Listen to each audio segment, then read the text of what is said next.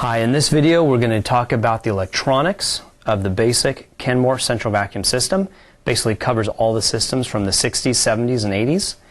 We're going to talk about some basic troubleshooting of the system, electronics troubleshooting that is, and then about some replacing options for electronics.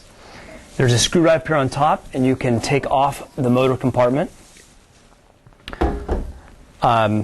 And that exposes the motor. Sometimes the relay and transformer are found in the motor compartment.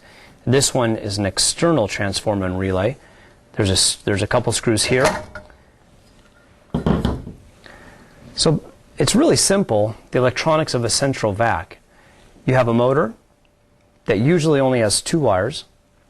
If it has a third, it's just for ground, and that can go right to the body of the vacuum. You have a relay and a transformer and then a mini breaker. Usually they're going to work for a long time. Usually the first thing to go bad would be the motor. The motor has 3 fasteners, and the motor just can lift out and a replacement motor can be put in. You want to buy a gasket to go underneath that motor as well.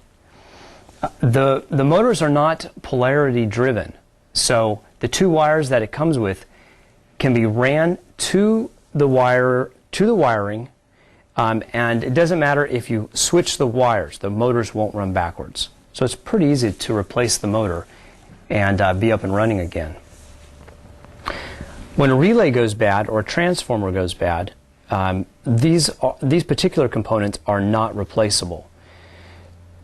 There is an option to replace all the electronics with one of our 235S circuit boards. An electrician can do it quite easily.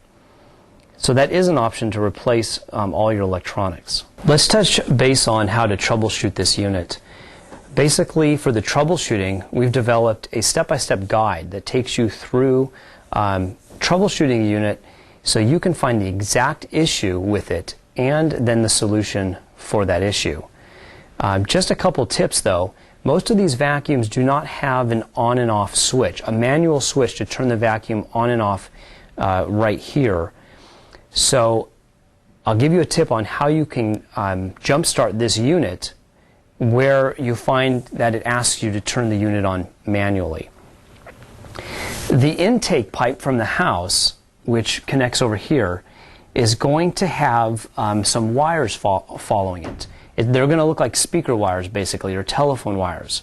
Those wires connect to the electronics, and that's the wire that goes to every valve in the house, and those wires trigger the vacuum to turn on or to turn off. On this particular vacuum, that connection is right down here. There's 2 screws here for those wires to connect to. If I wanted to start this vacuum, all I'd have to do is take a screwdriver and lay it against these screws and it would start.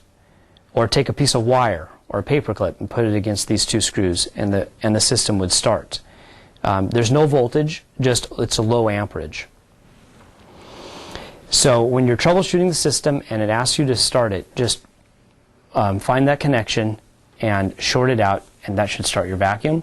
Or you may have other symptoms as described in the troubleshooting manual. So that's been an overview of the electronics in the vacuum. It's pretty simple. If you have any more questions after you've done additional research, please feel free to call us or to email us using our form online. Thanks.